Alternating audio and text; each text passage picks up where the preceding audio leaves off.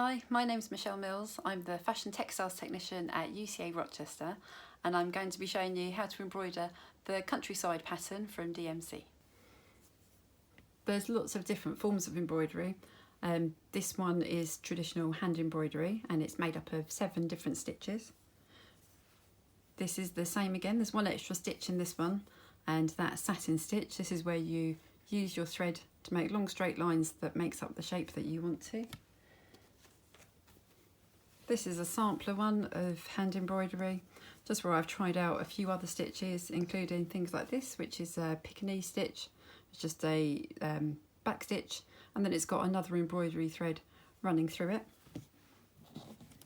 One that you might be familiar with already is cross stitch. This is made up of just this one stitch over and over again, and each of the holes in the fabric makes up a square where you would cross your thread over like that. And once you've put them all in, you get the picture that you're making. This is machine embroidery. So that's done on a sewing machine with a free motion foot, and it's really fast to do. And this one I've cut through the cotton on the top so that you can see the denim underneath it. You could do that with hand embroidery as well, as long as you've got a strong stitch going around the edge. This one is black work. It's a traditional Tudor technique, whereas it would be put on the cuffs and collars of garments, and it's supposed to look the same on the front as it is on the back. Mine doesn't do that, but that was how they used to use it, but now it's just a decorative thing. And with all embroidery, I wouldn't worry about what the back looks like. No one ever turns it over. So there's that one. So this is the same technique again, but this fabric has got larger spacing between where it's woven. This one is crewel work embroidery, and it's uses some of the same stitches as hand embroidery, but we use a thicker yarn to stitch it with, and it works up quite quickly because the yarn is so big. So yeah, you've got a satin stitch and fern stitch there, which is one that I'm going to show you now. And then this one here again, that's another embroidery technique of just blending different colours together to make up the shading.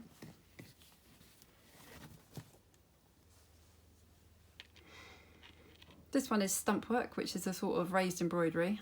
I've made this one into a brooch. It uses a turkey rug stitch, which you can then trim to make it into the shape that you want. The wings are embroidered as well, and even the little feet is just some embroidery thread wound around a wire. This is from a pattern by Rachel Doyle, who works at the Royal School of Needlework. And then gold work, which is probably one of the most expensive forms of embroidery that you can do, as it uses different, doesn't really use threads, it uses wires. This is copper check pearl, and so you would just trim little bits of that off and stitch it down. Underneath here's layers of felt on top of each other, and then the other thread is a coated metal thread, which you use a couch stitch on top of that. So this one takes quite a lot of time, it's quite fiddly, but looks really effective. Oh, and that one's by Becky Hogg, who also works at the Royal School of Needlework. You can use lots of different fabrics for embroidery, as long as it's closely woven, like this one. This one I've done on calico. This one's just cotton, it's a piece of sheeting.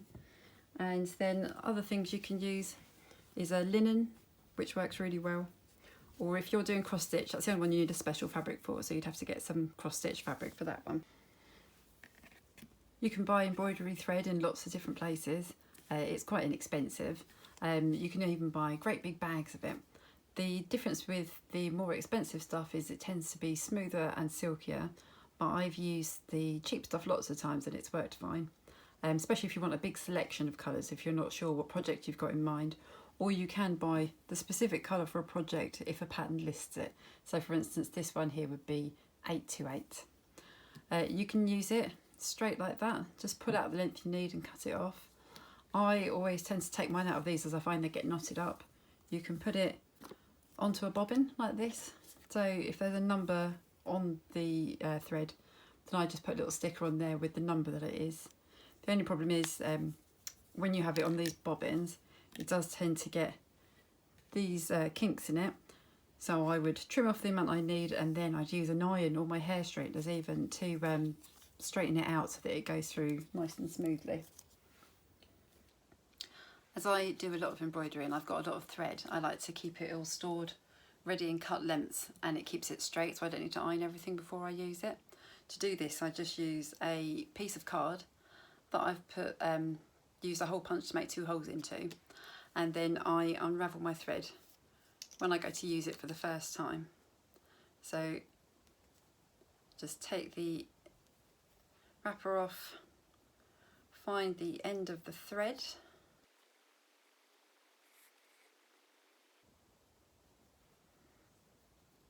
then when you've got the 2 ends, put those together and find the other end.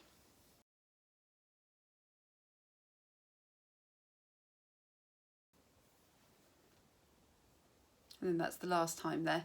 So you've then got 2 lengths that's about a little bit longer than 30 inches, which is the perfect length for doing embroidery with. So if you bend it in the middle,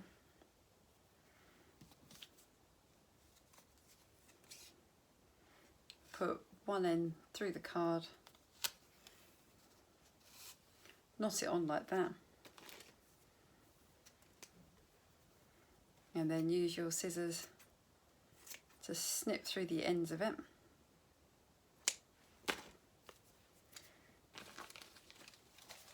And then mine are all stored on some of these ring binder clips.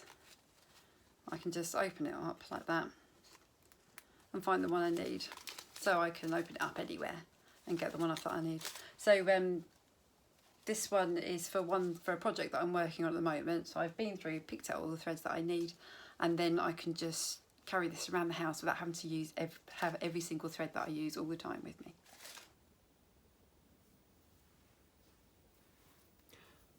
When using embroidery thread, you rarely use the full thickness of it.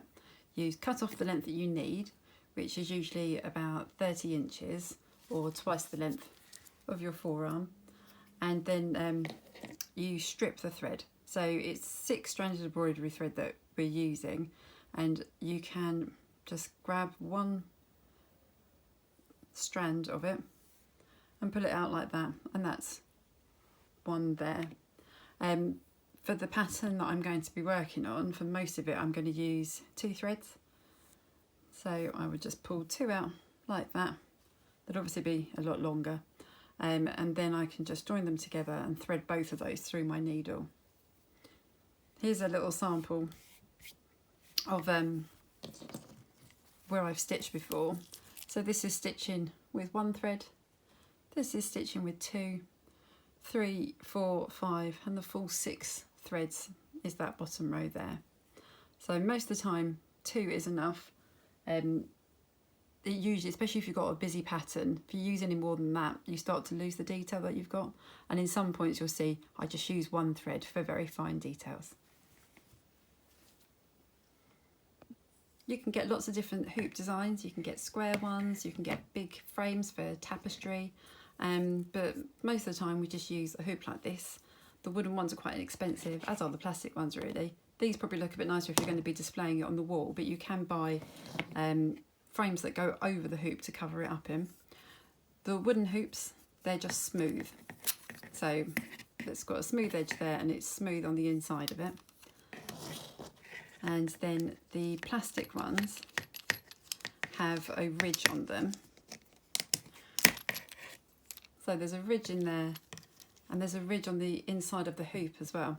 So when your fabric's inside that, it makes it difficult for the fabric to move around, and it keeps it really secure. So sometimes I like to embroider in one of these and then transfer it over to a hoop if I'm going to be using it as something to display in my home. You can always design your own embroidery, but if you want to use the one that I'm making, it's on the DMC website. Just look for the free embroidery patterns. There's lots of different ones to choose from, and there's options on the left where you can choose different levels of ability or time that it takes to complete. So you just scroll up to the top, type in countryside, and then once you find the pattern, it's a free download. You have to type in your email address to subscribe to the newsletter, but you can always unsubscribe from that afterwards. So whatever type of pattern that you're using, there's things that are going to be the same. You have one page which will tell you which colour and which stitch you're using. This is the pattern that you're actually going to trace onto your fabric. This is the one that tells you which colours you use. And then you'll have a page which tells you which stitch is which. So if we look at this one here, it's saying E3. So E is a straight stitch and colour 3 is 3687 if you were using the DMC colours.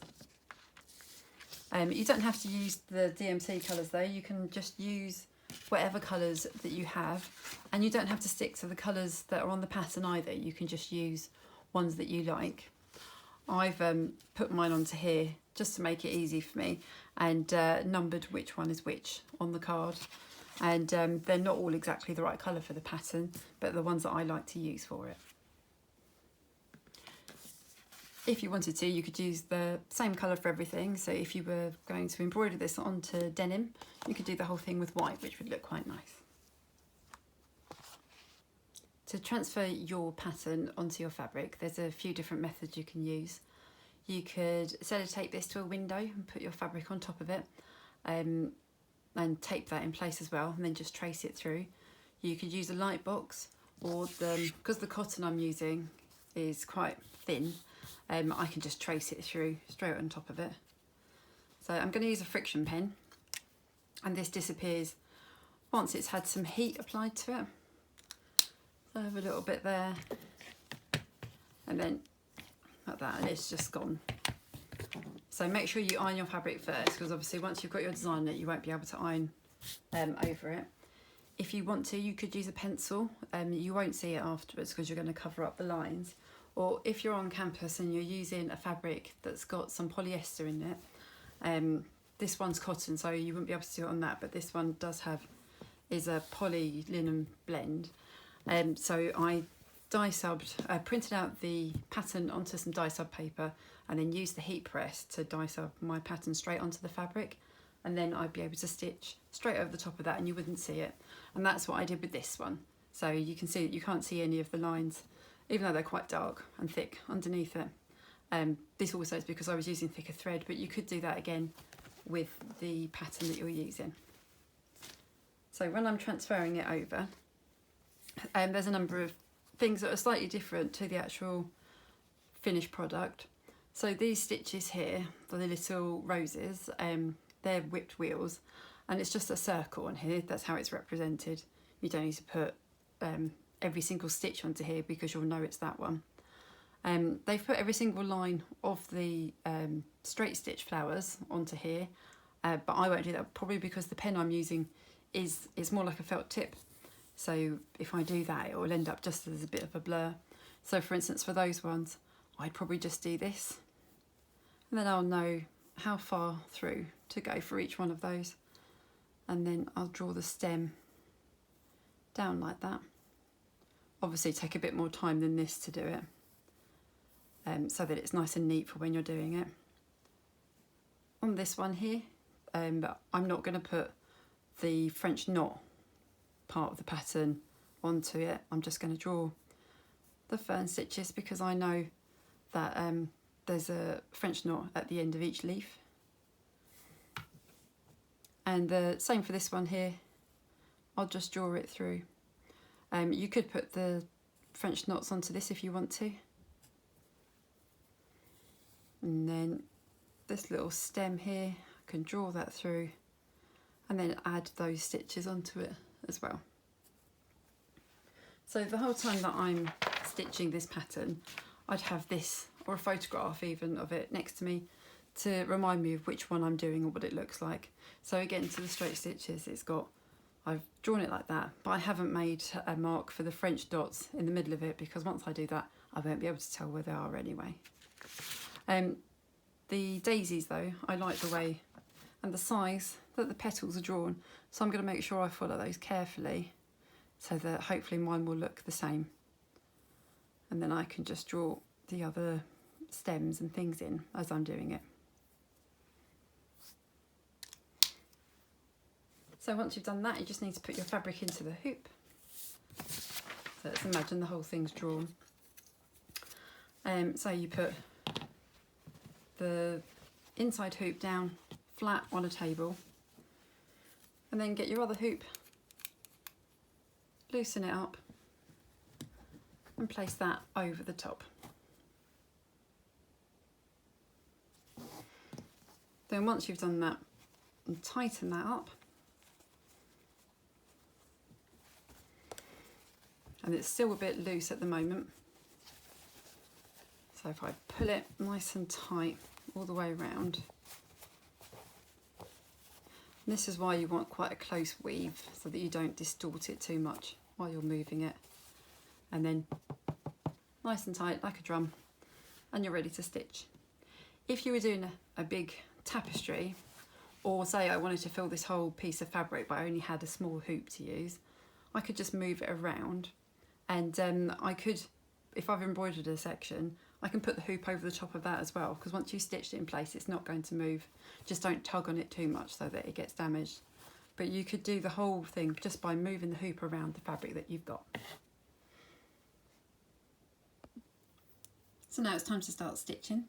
So in terms of needles, you need to use an embroidery needle that's got a sharp point, not a blunt end on it. And it's whatever size you're comfortable with. For something you can see the eye, but that's quite big so you can actually fit the embroidery thread through it. I think this one's a size 12. And then I'm going to tie a knot in the end of my thread, so you can just tie that. But I like to point the end of my thread towards the eye of the needle, hold on to that there, go around it 4 times, hold on to this and pull it through, and I end up with a knot right at the end of my thread. So the first stitch we're going to do is back stitch. So looking at the pattern, I'm going to do one of these stems here, and it's A5. So A is the green colour, 5 is the green colour, and A is the back stitch. So you can see you're going, creating a series of lines in a straight line. So on the pattern, it's just drawn as a straight line. So we're going in there.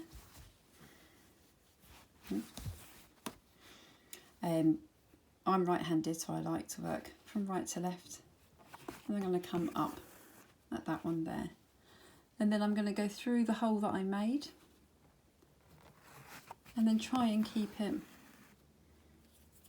even as you go up the length of stitches. So these stitches are quite big, but you could do smaller ones or larger ones. It's completely up to you. It's your piece of embroidery that you're making.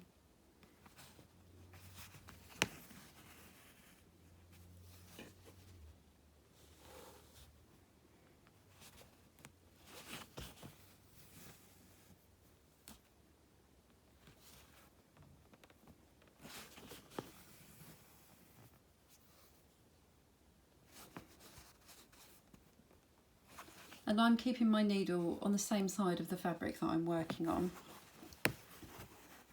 But if you wanted to, you could go through the hole, put it through like that, and then come up again on that part there.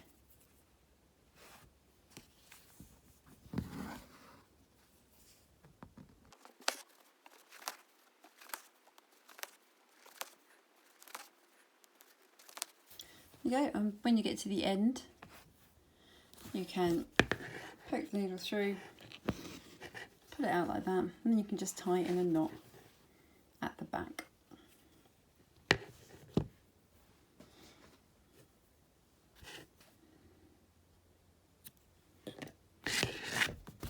Okay, so that's back stitch. So the next stitch is lazy lazy. So that's B5. So B for the stitch and 5 again for the colour. So you've got some sample ones just drawn out here. So you come up at one point,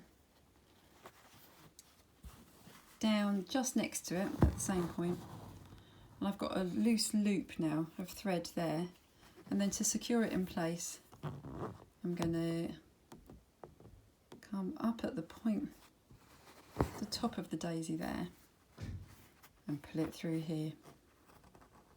I don't want to pull it too tight, I'm going to leave it actually quite loose.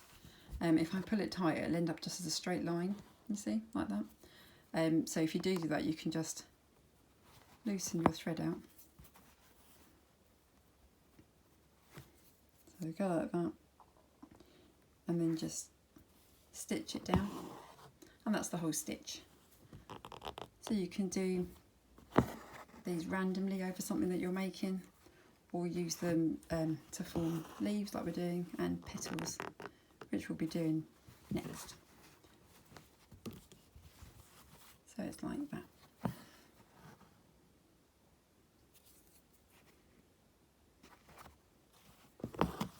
Okay, that one's a little bit tight, so let's just open that up again. There we go.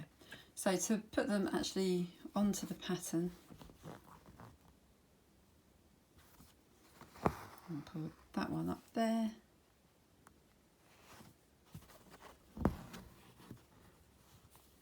and there, and then secure it down at the top.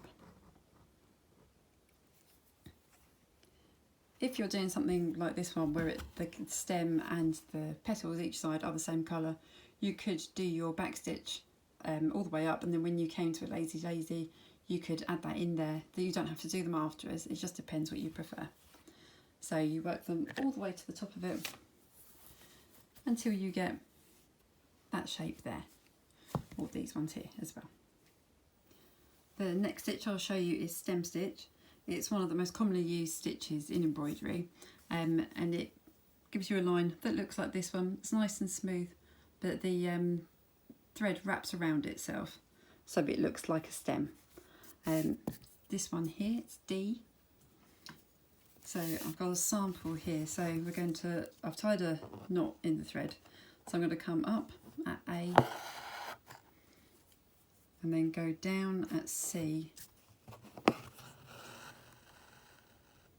and then I'm bringing the thread up again at B.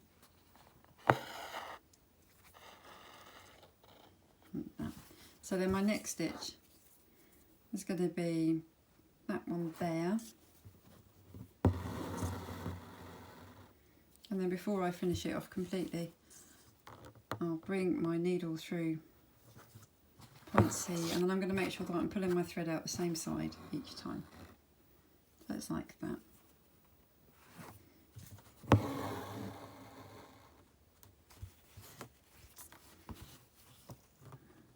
And then just make sure you're coming up at the same point each time. So it's kind of like a back stitch, but you're layering it underneath. And if you want to work on top of it to make it a little bit faster, you can do that as well.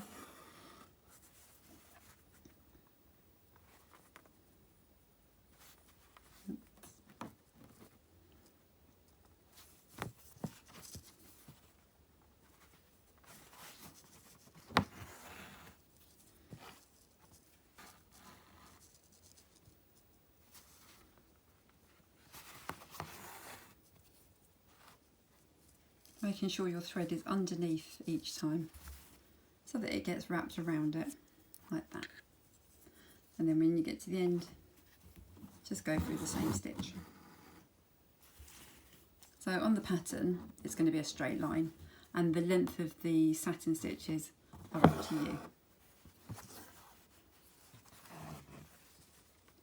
So the first one will be like that.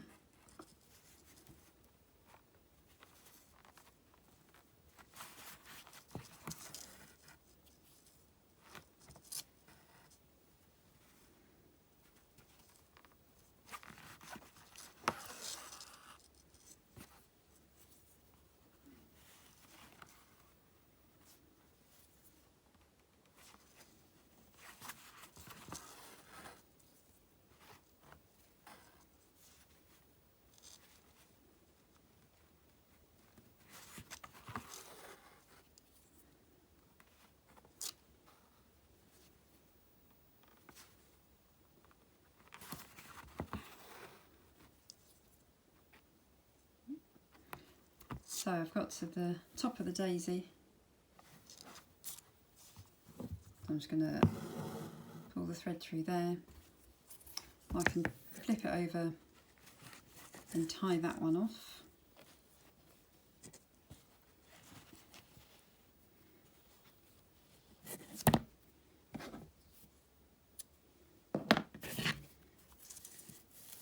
And then I'm going to add in the lazy daisy stitches.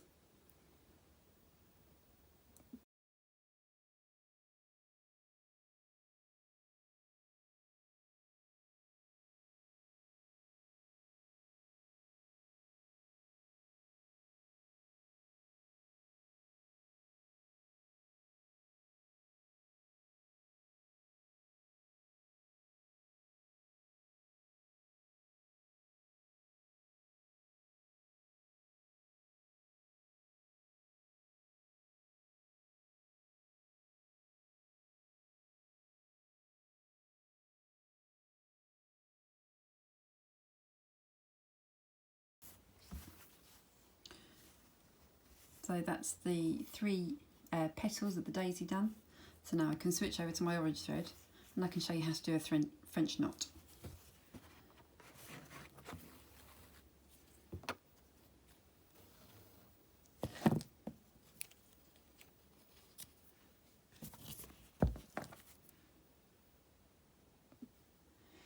So for the French knot, which is stitch C on your pattern, I'm using 2 strands of thread again, as I've been doing the whole way through. And so I'm going to start underneath and bring it up through there. And then to do the knot part, I'm going to use my other hand as well. I'm going to wrap 3 times around here. 1, 2, 3. And then bring the point of my needle down next to where I first came up. And if I hold this taut like that, I can then pass my needle through and then tie those 3 knots down. And you can see that it's raised off the surface. So I'll do that again. Bring the thread up. 1, 2, 3. Bring it down again.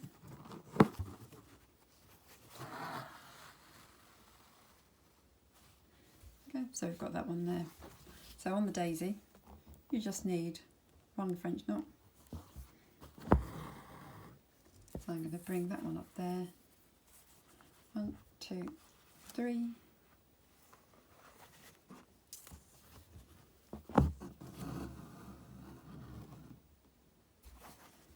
Okay, and then you've got the top of the daisy there. And that's French knots. So they're used a lot in embroidery as well for lots of little details. So on here we've got obviously the daisies. They form the little buds on this plant here. The dandelions, got lots and lots of them. Again here, and they're the centre of that flower there.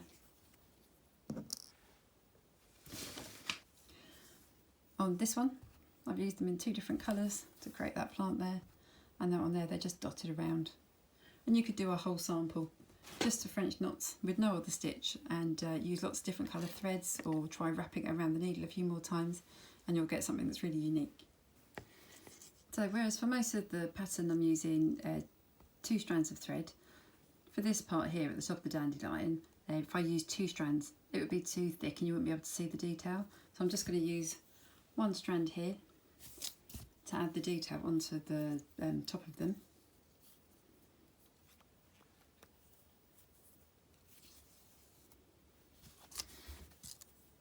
So this one has stem stitch going all the way up, and then when you come to the top it's just a straight stitch from the top of your stem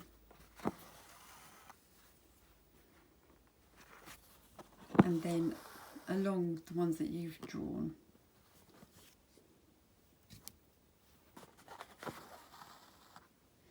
Also be a good time to refer to your pattern to see how many that are there. But again, you don't have to do exactly what is on the pattern. It is your creation, so you can do as many as you want, as many that you think looks good.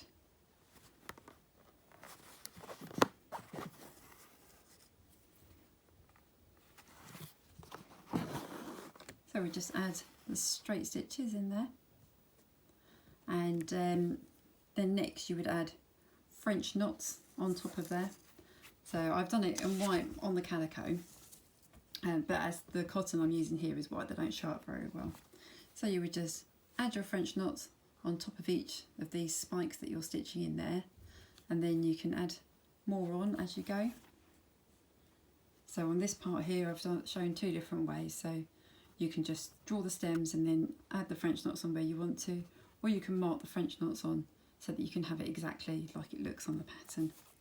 So that's with all the French knots on the top of it, and just using one strand of thread just for these parts there. The next place that you would use a single strand of thread is for these pink flowers here, and that is E on the chart.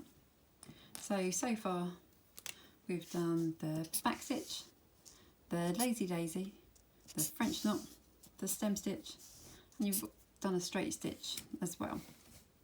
So the pink flower is made up of stem stitches all the way around the outside, and then 3 French knots in the middle of it, and the stem is a stem stitch as well. So the next one that I'll show you is the fern stitch. So the fern stitch is this one here, and they're quite spaced apart. If we look at this one, you can see they're almost on top of each other, and it makes a nice shape to the leaf with a bit of texture in between it. So with a fern stitch, you always start at the top,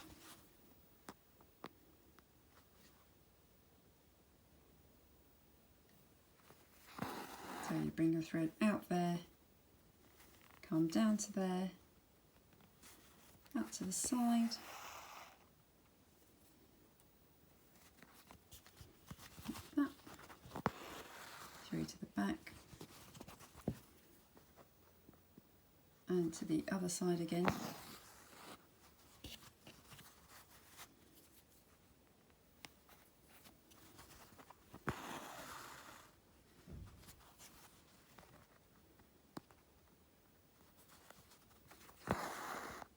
Come out the top, down to the bottom, and just keep doing that all the way along.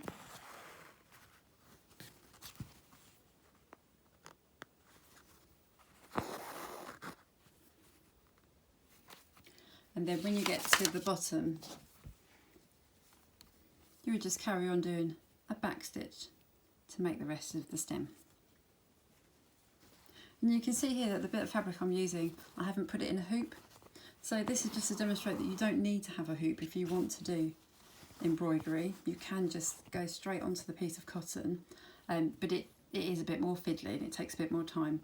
So I'm just stretching the fabric as I go between my fingers and using the tension on it that way. And then make sure that you don't pull your stitches too tight or leave them too loose.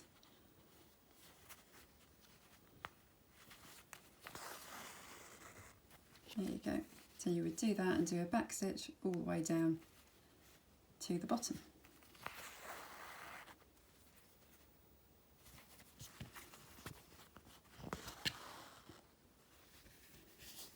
Okay, so once that's done, you then change to your next colour and add your French knots in.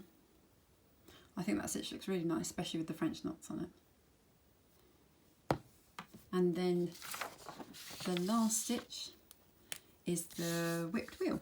So tick that one off. And this is the last one to do, and then you'll know all the stitches for that pattern. So the whipped wheel stitch is the one that we drew the circle for, and it looks like a little rose on the finished piece. You start at the centre of it, and then you're going to sew 5 spokes up. You can do any number that you want, but you want it to be an odd number. So you can do it just by stitching, or you can draw it on. 2, 3. And you want to make sure that the centre of it is in the centre of the circle. So I've tied a knot in my thread. I'm using 3 strands of embroidery thread for this one.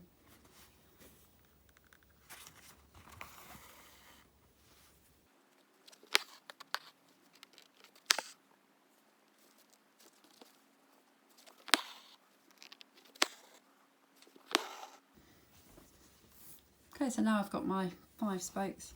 I'm going to bring the thread up again to the front, and then I'm going to do all the rest of my stitches are going to be on this side of the fabric. My needle's not going to pass through until I finish the whole flower. So I'm going under that one and over the next one and under that one.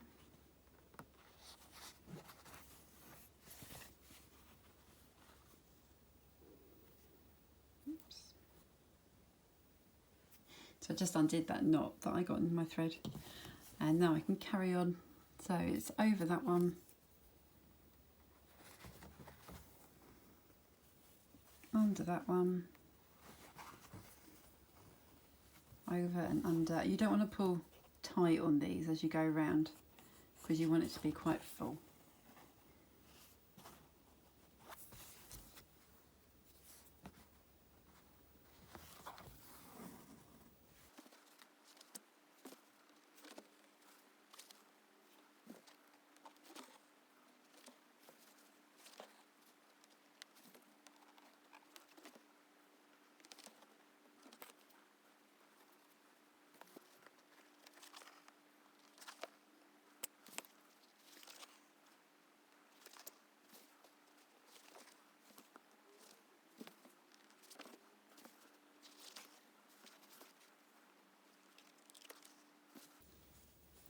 So as you're getting towards the end of it, just use your needle to pull out around the edge of the flower.